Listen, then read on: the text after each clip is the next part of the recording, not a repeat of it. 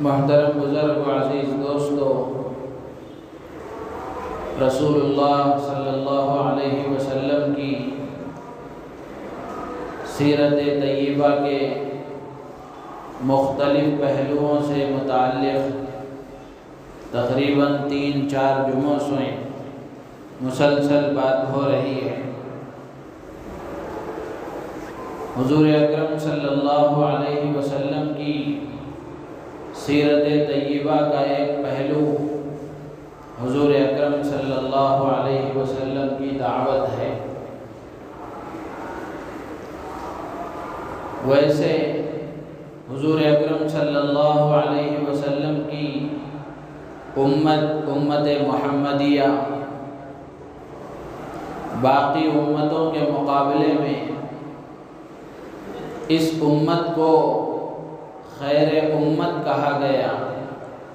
سب سے بہترین امت کہا گیا، بلکہ اس سے آگے بڑھ کر اس امت کا مقصد وجود، اس امت کو پیدا کرنے کا مقصد اللہ تبارک و تعالی نے دعوت کو بتایا ہے۔ قرآن پاک میں اللہ فرماتے ہیں کنتم خیر امت اخرجت للناس، کہ تم بہترین امت ہو، تمہیں پیدا کیا گیا، تمہیں نکالا گیا للناس، لوگوں کی ہدایت کے لیے، لوگوں کی رہنمائی کے لیے، لوگوں تک دین کا پیغام پہنچانے کے لیے۔ تو حضور اکرم صلی اللہ علیہ وسلم کی امت میں پیدا ہونے والے ہر فرد کی ذمہ داری ہے کہ وہ اپنی ذات کی بھی فکر کرے اور اس سے آگے بڑھ کر دعوت کی ذمہ داری کو بھی پورا کرے۔ تو بحیثیت مسلمان ہونے کے ہر کوئی داعی ہے، ہر آدمی داعی ہے۔ حضور اکرم صلی اللہ علیہ وسلم کی احادیث مبارکہ میں بھی اس کی صراحت ملتی ہے۔ عموماً ہمارے ذہن و دماغ میں یہ بات ہوتی ہے کہ داعی بننے کے لیے اور داعی کے لیے بہت زیادہ علم چاہیے، بہت زیادہ معلومات ہونی چاہیے۔ حالانکہ ایسی بات نہیں ہے۔ جو کچھ بھی وہ جانتا ہے صحیح طریقے سے شریعت کا علم، شریعت کے سلسلے کی کوئی بات، اس کو دوسروں تک پہنچائے، یہ اس کی ذمہ داری ہے۔ حتیٰ کہ ایک بات بھی اگر وہ دین کی جانتا ہے، ایک مسئلہ بھی اگر وہ دین کا جانتا ہے، ایک بھلائی کی بات اور ایک نیکی کی بات بھی وہ جانتا ہے،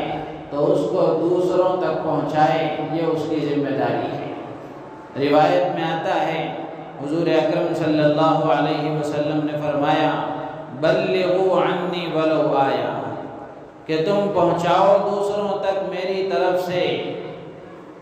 بھلے وہ ایک آیت ہی کیوں نہ ہو، ایک بات ہی کیوں نہ ہو۔ تو دعوت 2 چیزوں کا مجموعہ ہے، ایک امر بالمعروف ہے اور ایک نہی عن المنکر ہے۔ نیکیوں کی ترغیب دینا، نیکیوں کی رغبت دلانا، نیکیوں کا حکم کرنا، اسی طریقے سے برائیوں سے روکنا، غلط کاموں سے روکنے کی کوشش کرنا، یہ دونوں کا مجموعہ ہے دعوت۔ اللہ کے رسول علیہ السلام کی سیرت مبارکہ کا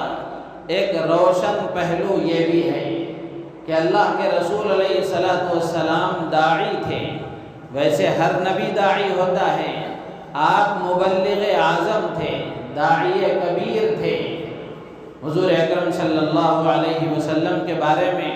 قرآن پاک میں اللہ تعالیٰ نے فرمایا، جہاں اللہ کے نبی کی صفات اللہ نے بیان فرمائی، جہاں اور بہت ساری صفات ذکر فرمائی ہیں، وہیں اللہ تعالیٰ نے آپ کی اس صفت کو بھی ذکر فرمایا وَدَاعِيًا إِلَى اللَّهِ بِإِذْنِهِ وَسِرَاجًا مُنِيرًا، کہ اللہ کے رسول علیہ السلام اللہ کے حکم سے اللہ کے بندوں کو اللہ کی طرف بلانے والے ہیں۔ تو دین کی جو بھی بات ہو، معروف جو بھی ہو، بھلائی اور نیکی کی جو بات بھی ہو، اس کو دوسروں تک پہنچانا یہ دعوت ہے۔ اور اگر کوئی برائی ہوتے ہوئے نظر آئے، کوئی غلط کام ہمارے آنکھوں کے سامنے نظر آئے، تو اس کو روکنے کی کوشش کرنا یہ بھی ذمہ داری ہے۔ احادیث مبارکہ میں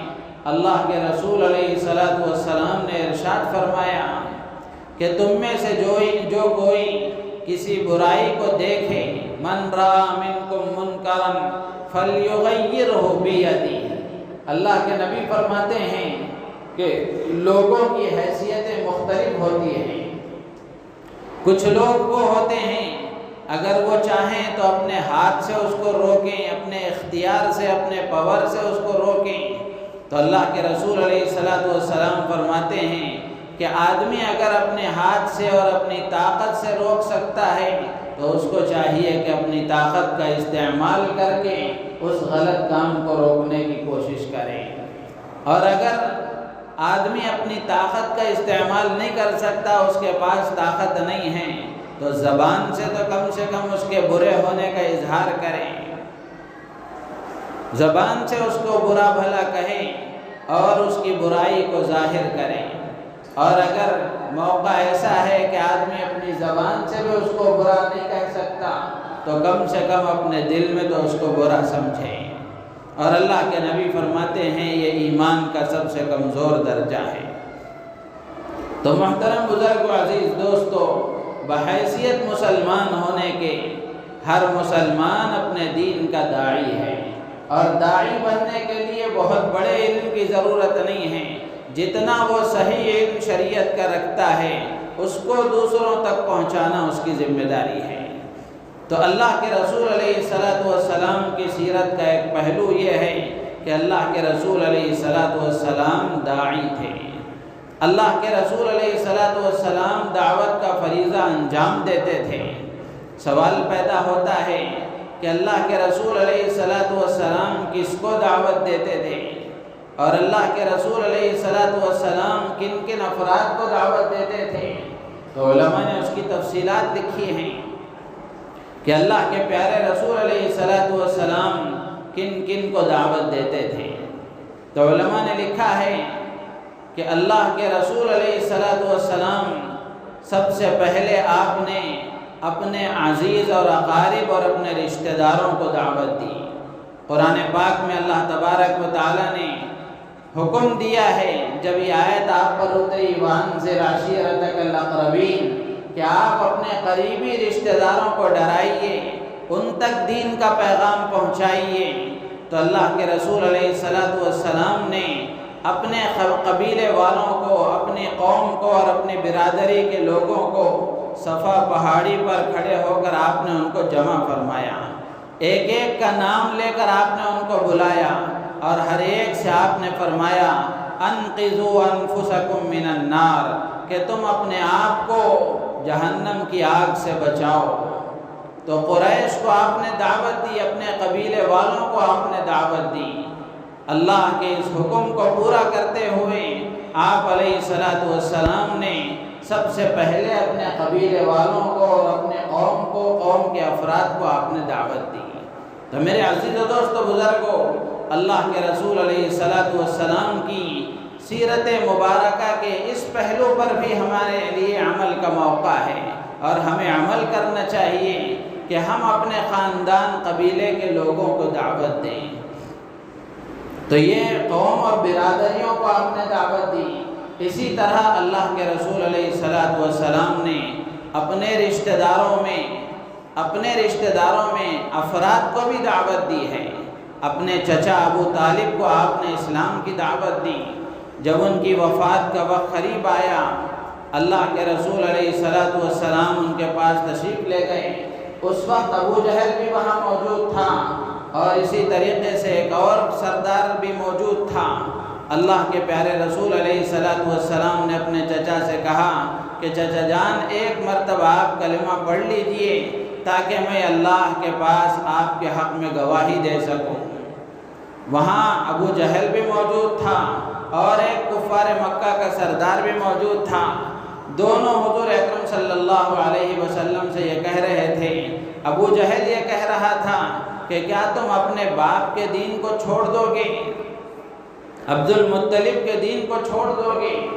اللہ کے رسول علیہ السلام اپنی بات دہرا رہے ہیں اور آپ ان سے گزارش کر رہے ہیں کہ تم کلمہ پڑھ لو، اسلام کا اظہار کر دو، آپ ان کو دعوت دے رہے ہیں۔ اور اسی طرح ابو جہل اپنی بات دہرا رہا ہے۔ آخر کار ابو طالب نے ان کی زبان سے جو آخری جملہ نکلا، انہوں نے کہا کہ میں عبد المطلب کے دین پر ہوں، اور انہوں نے یہ کہہ کر اپنی بات کو ختم کر دیا کہ اخترت العار علی النار، کہ میں نے عار اور شرمندگی کو اختیار کر لیا جہنم کی آگ پر۔ یعنی گویا انہوں نے اس بات کو اختیار کر لیا کہ میرے جانے کے بعد لوگ یہ نہ کہیں کہ موت کے ڈر سے بھتیجے کے دین کو قبول کر لیا، میرے سلسلے میں یہ باتیں نہ ہوں، اس لیے میں نے اپنے آپ کو عار اور شرمندگی کو میں نے اختیار کر لیا۔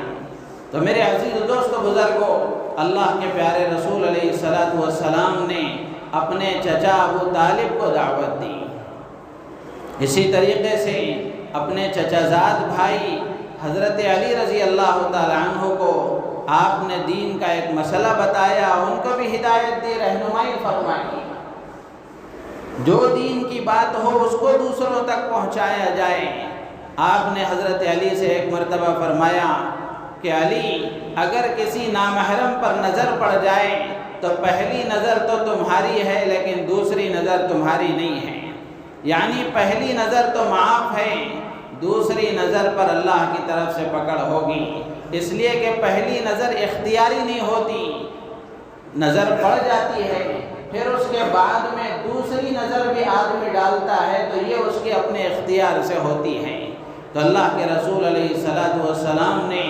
اپنے چچا زاد بھائی حضرت علی کو بھی دعوت دی، دین کا پیغام ان تک پہنچایا۔ آج ہم اپنے گھروں میں دیکھ لیں کہ ہمارے رشتہ داروں میں کتنے افراد دین سے کتنے دور ہیں، اللہ کے احکامات سے کتنے دور ہیں، اور اللہ کی نافرمانی میں مبتلا ہیں، غلط کاموں کے ارتکاب میں لگے ہوئے ہیں۔ اللہ کے رسول علیہ السلام کے اس عمل سے ہمارے لیے اس میں یہ پیغام ملتا ہے کہ ہم اپنے قریبی رشتہ داروں کو دین کا پیغام پہنچائیں، صحیح بات ان کو بتائیں۔ اسی طریقے سے اللہ کے رسول علیہ السلام نے اپنی بیٹی حضرت فاطمہ رضی اللہ تعالیٰ عنہ سے بھی فرمایا تھا کہ بیٹی، اپنے آپ کو جہنم کی آگ سے بچانے کا انتظام کر لو، قیامت کے دن اللہ کے ہاں میں تمہارے سلسلے میں کوئی کسی چیز کی ملکیت نہیں رکھتا۔ یعنی اگر دین کے معاملے میں کسی معاملے میں اللہ کی طرف سے پکڑ ہو گئی تو میں تمہیں نہیں بچا سکتا، دنیا کے معاملے میں جو کچھ حسن سلوک کر سکوں گا وہ کروں گا، لیکن آخرت میں اللہ کے ہاں دین کی بنیاد پر فیصلہ ہوگا۔ تو اللہ کے رسول علیہ السلام نے اپنی بیٹی کو بھی دعوت دی، اپنی بیٹی کو بھی سمجھایا، اپنی بیٹی کو بھی دین کا پیغام پہنچایا، اور اسی طریقے سے اپنی بیوی کو بھی اللہ کے نبی علیہ السلام نے دعوت دی، ان کو بھی دین کا پیغام پہنچایا۔ لکھا ہے کتابوں میں، ایک مرتبہ حضرت عائشہ صدیقہ رضی اللہ تعالی عنہ نے حضرت صفیہ رضی اللہ تعالی عنہ کے بارے میں فرمایا کہ یہ ایک عورت ہیں، اور اشارہ کر کے اس انداز سے بتایا کہ گویا حضرت عائشہ رضی اللہ تعالی عنہ یہ کہنا چاہتی تھی کہ یہ پست قد خاتون ہیں، ان کا قد تھوڑا چھوٹا ہے۔ اللہ کے رسول علیہ السلام کو حضرت عائشہ کی اس بات پر ناگواری ہوئی۔ آپ نے فرمایا کہ عائشہ، تم نے اپنی گفتگو میں ایک ایسا جملہ شامل کر لیا ہے کہ اگر اس کو سمندر کے پانی میں ملا دیا جائے تو اس کا رنگ بدل جائے، اس کا رنگ بدل جائے، یعنی تمہیں ایسا جملہ نہیں کہنا چاہیے۔ تو میرے عزیز و دوست و بزرگوں، اللہ کے رسول علیہ السلام نے اپنے قریبی رشتہ داروں کو اسلام کی بھی دعوت دی اور اسلامی احکامات کی بھی دعوت دی ہے۔ تو اس میں ہمارے لیے پیغام ہے، ہمارے لیے اللہ کے رسول علیہ السلام کے اس عمل میں نمونہ ہے کہ ہم اپنے رشتہ داروں میں بھی اللہ کے دین کے احکامات کی دعوت پہنچائیں، ان کو دین کا پیغام سنائیں، ان کو اللہ کے رسول علیہ السلام کی سنتوں سے واقف کرائیں۔ لیکن ہم دیکھ لیں ان کے ساتھ کھانا پینا ہوتا ہے، اٹھنا بیٹھنا ہوتا ہے، ان کے ساتھ زندگی گزر رہی ہے، لیکن جن غلط کاموں میں وہ مبتلا ہیں، جن برائیوں میں وہ مبتلا ہیں، ان کو اس سے بچانے اور دور کرنے کی اور اس کے غلط ہونے کو اس کو سمجھانے کی کوشش ہم نہیں کرتے۔ اللہ کے رسول علیہ السلام کی سیرت کا ایک پہلو یہ بھی ہے کہ اللہ کے رسول علیہ السلام نے دعوت کی ذمہ داری کو پورا فرمایا کہ آپ نے اپنے رشتہ داروں کو بھی دعوت دی۔ اسی طریقے سے حضرت حسن رضی اللہ تعالیٰ عنہ آپ کے نواسے ہیں،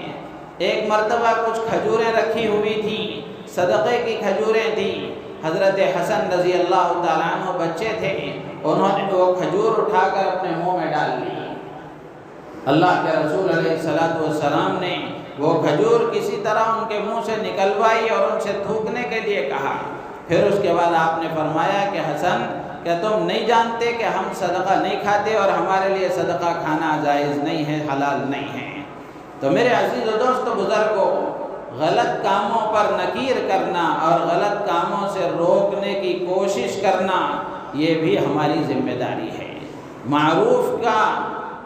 معروف اور بھلائی کی دعوت دینا، نیک کاموں کی ترغیب دینا اور اسی کے ساتھ ساتھ برے کاموں سے روکنا یہ ذمہ داری ہے۔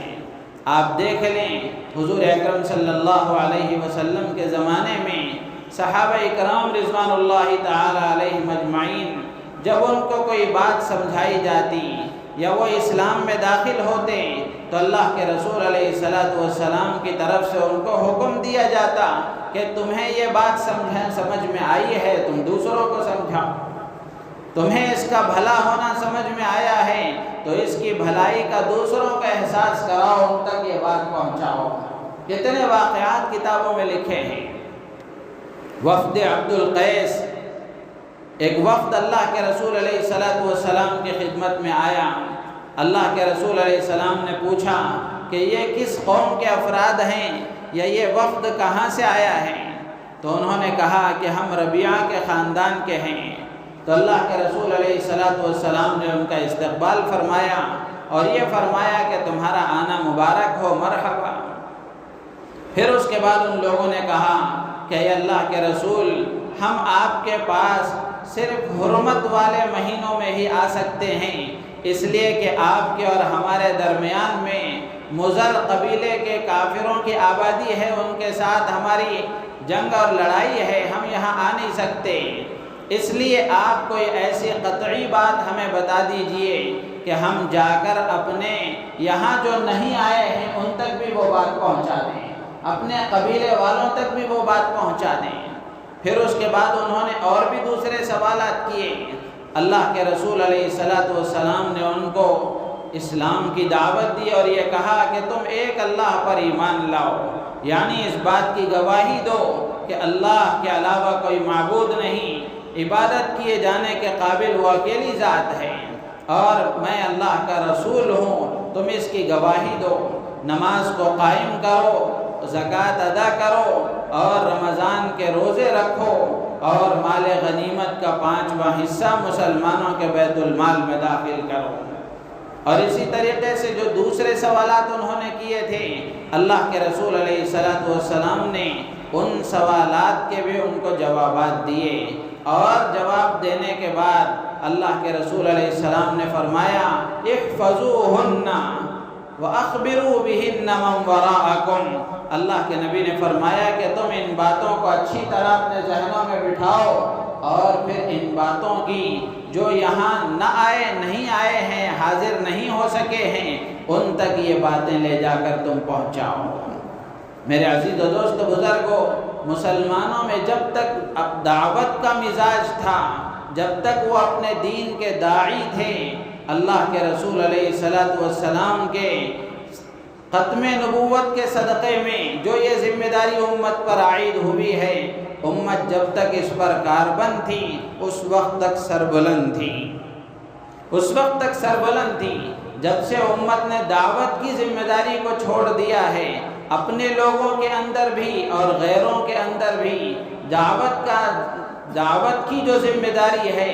اس ذمہ داری کو جب مسلمانوں نے چھوڑ دیا تو یہ پستی میں آ گئی، جس کے نتیجے میں اسلام دشمنی روز بروز بڑھتی جا رہی ہے، اسلام سے نفرت روز بروز بڑھتی جا رہی ہے۔ ہم نے اسلام کا صحیح تعارف نہیں کرایا، جس کے نتیجے میں جو لوگ اسلام کے سلسلے میں غلط تعارف کرا رہے ہیں اسلام کا اور اسلامی احکامات کا، وہی باتیں پھیل رہی ہیں، جس کے نتیجے میں اسلام سے نفرت بڑھ رہی ہے۔ تو میرے عزیز و دوست و بزرگوں، اللہ کے رسول علیہ السلام کی سیرت کا یہ ایک روشن پہلو ہے۔ اسی طریقے سے کتابوں میں لکھا ہے، اللہ کے رسول علیہ السلام کے پاس ایک اور وفد آیا، وفد بنی لیث۔ حضرت مالک ابن حویرث رضی اللہ تعالیٰ عنہ ہیں، کہتے ہیں کہ ہم اللہ کے رسول علیہ السلام کی خدمت میں حاضر ہوئے، ہم نوجوان تھے، تقریباً 20 راتیں ہم نے اللہ کے رسول علیہ السلام کے ہاں گزاری۔ پھر اس کے بعد جب جانے کا وقت آیا، اللہ کے رسول علیہ السلام نے ہدایات دی، اور ہدایات دے کر اللہ کے نبی نے فرمایا کہ جب تم اپنے گھروں کو جاؤ تو جو یہاں نہیں آ سکے ان کو ان باتوں کی تعلیم دو، ان کو یہ باتیں بتلاؤ۔ تو میرے عزیز و دوست و بزرگوں، مسلمان کے اندر اللہ کے رسول علیہ السلام کی امت میں پیدا ہونے والے اور اللہ کو خدا تسلیم کرنے والے اور اللہ کے نبی علیہ السلام کی رسالت کا یقین کرنے والے کی یہ ذمہ داری ہے کہ وہ اپنے دین کو خود اچھی طرح سمجھے، اس پر عمل کرے اور پھر اس دین کو اللہ کے بندوں تک پہنچائے، اللہ کے بندوں تک پہنچائے۔ صحابہ میں بے شمار واقعات ہیں، جیسے ہی وہ اسلام میں داخل ہوئے، اسلام میں داخل ہونے کے بعد ان کو جب یہ بات سمجھ میں آئی تو بات کے سمجھنے کے بعد فوراً وہ داعی بنے، فوراً انہوں نے اس بات کو دوسروں تک پہنچانا شروع کیا۔ حضرت ابو ذر غفاری رضی اللہ تعالیٰ عنہ کا قصہ مشہور ہے کہ جب ان تک یہ خبر پہنچی کہ نبی آخر الزماں تشریف لائے ہیں اور مکے میں ایک آدمی ہے جو اپنے نبی ہونے کا اعلان کر رہا ہے، تو انہوں نے اپنے بھائی سے کہا کہ تم سواری کا انتظام کر لو اور سواری کا انتظام کر کے مکہ جاؤ، اور جا کر جس آدمی کے بارے میں یہ باتیں مشہور ہیں کہ وہ غیب کی خبریں بتاتا ہے اور اپنے نبی ہونے کا دعویٰ کر رہا ہے، تو تم جا کر اس سے ملاقات کرو اور ان کی باتیں سن کر آ کر مجھے بتاؤ۔ چنانچہ ان کے بھائی مکہ آئے، آ کر انہوں نے حضور علیہ السلام سے ملاقات کی، اور ملاقات کرنے کے بعد پھر وہ واپس آئے حضرت ابو ذر غفاری کے پاس۔ آ کر انہوں نے ساری باتیں بتائیں کہ وہ بہت اچھے انسان ہیں، اچھے اخلاق کا حکم کرتے ہیں، اور بہت ساری باتیں انہوں نے بتائیں کہ ان چیزوں کا وہ حکم کرتے ہیں۔ حضرت ابو ذر غفاری رضی اللہ تعالیٰ عنہ کو اطمینان نہیں ہوا، تسلی اور تشفی نہیں ہوئی، تو حضرت ابو ذر غفاری نے خود سواری کا انتظام کیا اور خود سفر کرنے کا ارادہ کیا، اور پانی سے بھرا ایک مشکیزہ لے لیا، زیادہ سفر لے کر خود مکے کی طرف روانہ ہو گئے اور مکے میں آ گئے۔ آ کر وہ حرم میں تھے،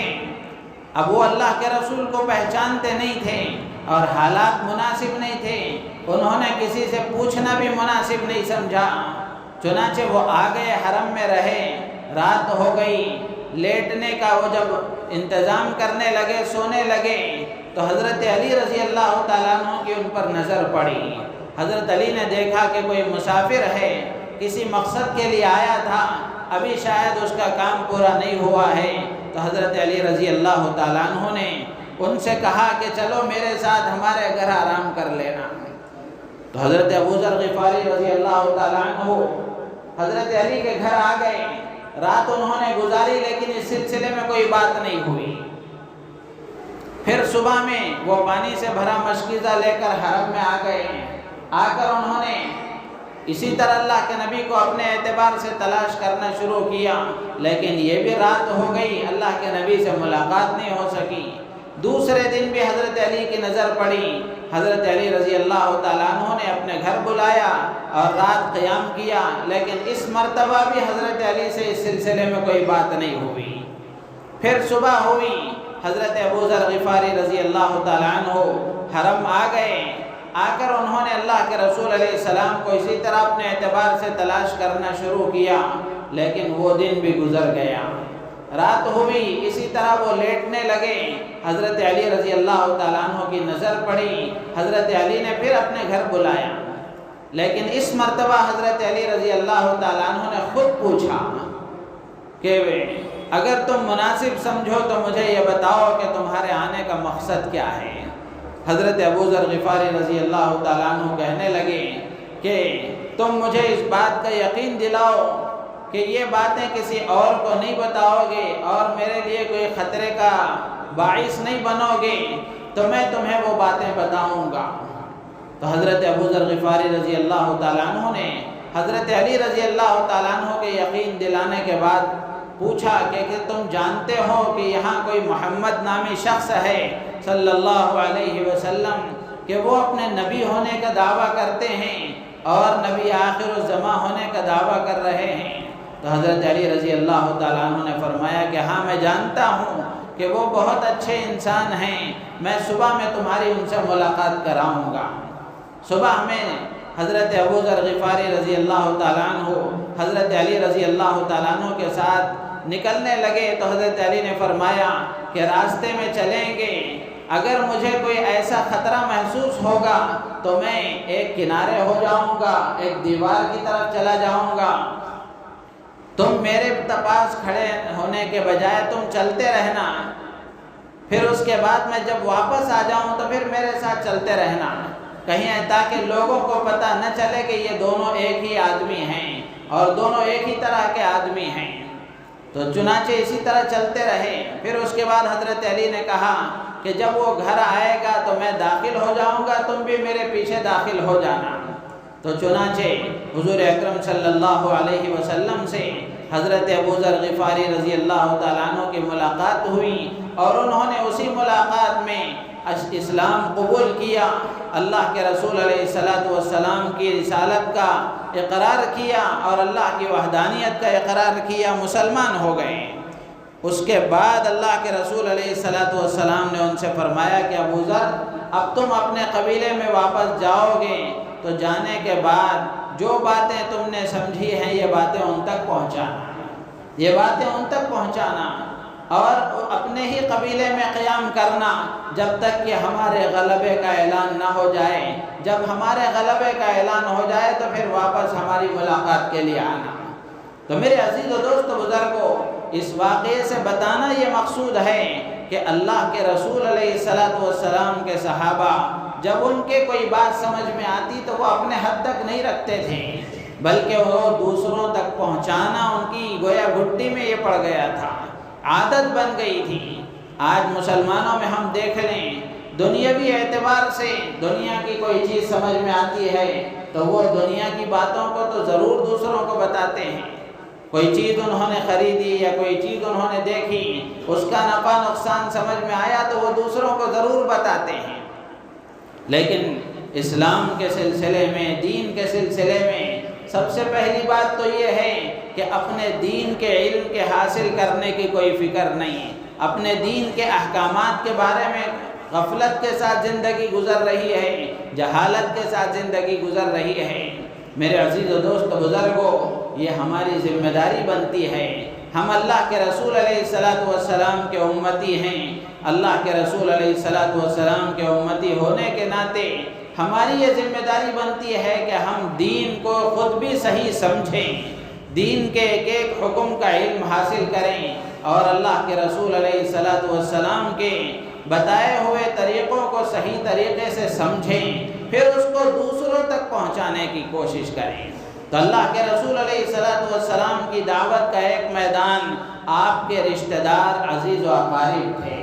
اور اسی طریقے سے آپ نے عام مسلمانوں کو بھی دعوت دی، عام مسلمانوں کو بھی دینی احکامات بتائے۔ عورتوں کے متعلق ہدایات موجود ہیں، نوجوانوں سے متعلق ہدایات موجود ہیں، تاجروں سے متعلق ہدایات موجود ہیں۔ اللہ کے رسول علیہ السلام نے ان سب کو دین کے احکامات بتا کر ان کو دین کی دعوت دی ہے، احکامات کی دعوت دی ہے کہ تم ان احکامات پر عمل کرو تو اس میں تمہارے لیے فائدہ ہے، اور ان احکامات پر عمل کرو گے تو تمہاری دنیا بھی سنورے گی، آخرت بھی سنورے گی۔ اسی طریقے سے اس کی بھی تفصیلات ہیں، چونکہ وقت ختم ہو رہا ہے اس لیے میں آگے بڑھ رہا ہوں۔ تیسرا پہلو اللہ کے رسول علیہ السلام کی دعوت کا وہ تھا، کافروں میں آپ علیہ السلام دعوت دیتے تھے۔ جب اللہ کے نبی نے نبوت کا اعلان فرمایا اس وقت یہ پہلا نمبر تھا، اس وقت یہ پہلا نمبر تھا کہ اللہ کے رسول علیہ السلام نے کافروں کو دعوت دی، مشرکوں کو دعوت دی، مجوسیوں کو دعوت دی، یہودیوں کو دعوت دی، اور مسلمانوں کا روپ دھار کر اسلام دشمنی میں جو موجود تھے منافقین، اور منافقین کو بھی آپ نے دعوت دی۔ تو میرے عزیز و دوست و بزرگوں، اگر ہم دین کی دعوت کی ذمہ داری کو صحیح طریقے سے اگر ادا کریں گے اور اپنے غیر مسلم بھائیوں کو اسلام کا صحیح تعارف کرائیں گے تو اللہ کی ذات عالی سے امید ہے کہ اسلام دین فطرت ہے، اسلام دین فطرت ہے۔ اگر اسلام کا صحیح تعارف کرایا گیا تو جو آدمی ہوگا چاہے وہ کسی مذہب کا ماننے والا ہو وہ ضرور اسلام کو قبول کرے گا۔ تو اس لیے میرے عزیز و دوست بزرگوں، اللہ کے رسول علیہ السلام کی سیرت کے اس پہلو پر بھی ہمیں نظر کرنے کی ضرورت ہے۔ ہم اپنے آپ کو اللہ کے نبی کا عاشق سمجھتے ہیں، تو جہاں ہم اپنے آپ کو اللہ کے نبی کا عاشق سمجھتے ہیں تو آپ کی عبادتوں کی بھی ہم اتباع کریں، آپ کی عبادتوں کو دیکھ کر ہم اپنی عبادتوں کو درست کریں، آپ جیسے اخلاق اپنے اندر پیدا کرنے کی کوشش کریں۔ وہیں اللہ کے رسول علیہ السلام کی اس حیثیت داعی ہونے کی جو حیثیت ہے اور آپ کے ختم نبوت کے صدقے میں دعوت کی جو ذمہ داری امت پر عائد ہے اس کو بھی ہم ادا کرنے کی کوشش کریں۔ آج بھی ہم دیکھ لیں، اگر دعوت کا فریضہ امت ادا کر رہی ہوتی تو اسلام دشمنی اتنا عروج پر نہیں آتی، اسلام دشمنی اتنا عروج پر نہیں آتی۔ مذہب کا قبول کرنا اور کسی بھی مذہب کو اختیار کرنا یہ آدمی کا اپنا فیصلہ ہوتا ہے، زبردستی میں کوئی مذہب قبول نہیں کرتا، پیسے کی لالچ میں کوئی مذہب قبول نہیں کرتا۔ زبان سے آدمی کہہ دے زبردستی میں یہ تو ممکن ہے، لیکن دل مطمئن ہو جائے یہ ممکن نہیں ہے۔ تو اس لیے ہماری یہ ذمہ داری بنتی ہے کہ ہم کسی کو مسلمان بنائیں یا نہ بنائیں وہ بات دوسری ہے، لیکن اسلام کے سلسلے میں جو غلط فہمیاں پھیلی ہوئی ہیں ان غلط فہمیوں کو دور کرنا تو ہماری ذمہ داری ہے۔ ہر مسلمان اس کی کوشش کرے کہ وہ دین کا صحیح علم حاصل کرے، سب سے پہلے وہ معلوم کرے کہ جس دین کا میں ماننے والا ہوں، جس اللہ کو میں مانتا ہوں، جس نبی کو میں مانتا ہوں، ان کے سلسلے میں صحیح علم حاصل کرے، اور پھر اللہ کے رسول علیہ السلام کی بتائی ہوئی باتیں اور آپ کی جو ہدایات ہیں، آپ کی لائی ہوئی جو شریعت اور اس کے احکامات ہیں ان کے حکم کا ہم صحیح علم حاصل کریں، صحیح معلومات ہم حاصل کریں، اور پھر علم کے حاصل کرنے کے بعد خود اپنی زندگی میں اس کو لانے کی کوشش کریں۔ ظاہر سی بات ہے کہ جو دعوت کا کام کرے گا اور دوسروں تک دین کی بات کو پہنچانے کا کام کرے گا، سب سے پہلے تو اس کو عمل کرنا چاہیے تاکہ عملی دعوت دے سکے، ورنہ تو دعوت دینے کے لیے عمل شرط اور ضروری نہیں ہے، دعوت کے مؤثر ہونے کے لیے عمل ضروری ہے۔ تو آدمی اپنی ذات میں سب سے پہلے اس کو لائے اور اپنے آپ کو صحیح طریقے سے تیار کریں، اسلامی احکامات کا علم حاصل کریں، اور پھر اپنے جان پہچان میں، اپنے اڑوس پڑوس میں، اپنے ملنے جلنے والے جو ہمارے غیر مسلم برادران وطن ہیں ان کے دل و دماغ میں جو شکوک و شبہات اسلام کے سلسلے میں ہیں، اور جو شکوک و شبہات اسلامی احکامات کے سلسلے میں ہیں ان کو دور کرنے کی ہم کوشش کریں۔ اللہ تعالیٰ سے دعا ہے اللہ تبارک و تعالیٰ ہم تمام کو ان باتوں پر عمل کی توفیق عطا فرمائے، اور دعوت کے اس فریضے کو ہم سب کو سمجھنے کی اور اس ذمہ داری کو ادا کرنے کی اللہ پاک ہمیں اور پوری امت مسلمہ کو توفیق عطا فرمائے۔ آمین وآخر دعوانا الحمدللہ رب العالمین۔